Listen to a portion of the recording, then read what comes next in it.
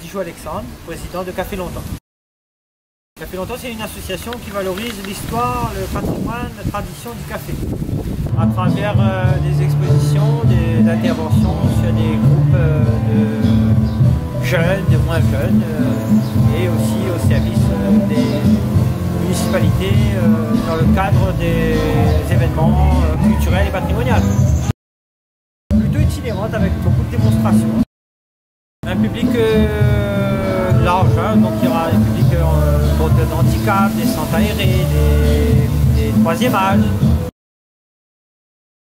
Là, l'histoire du café de La Réunion, c'est déjà l'héritage qu'on a de nos grands-mères qui ont fait perdurer le savoir-faire de la préparation du café à la tasse. Ça, c'est déjà de un.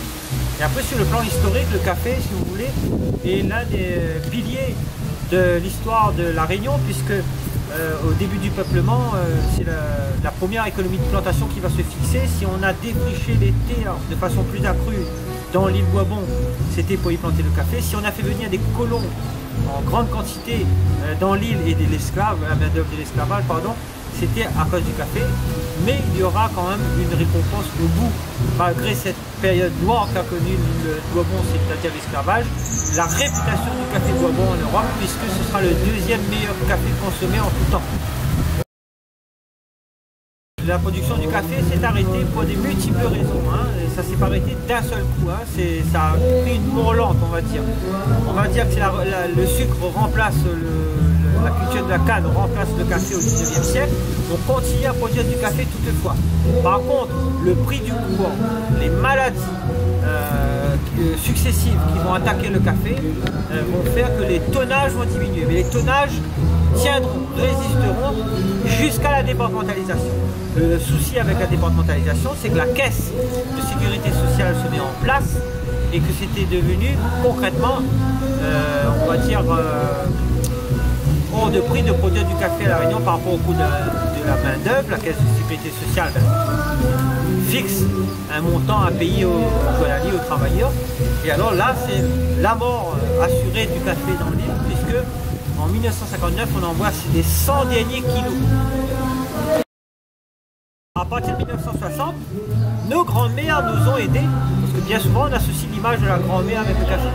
Même si c'est le grand-père qui la plante le pied de café, on a tous le souvenir du café grillé par grand-mère.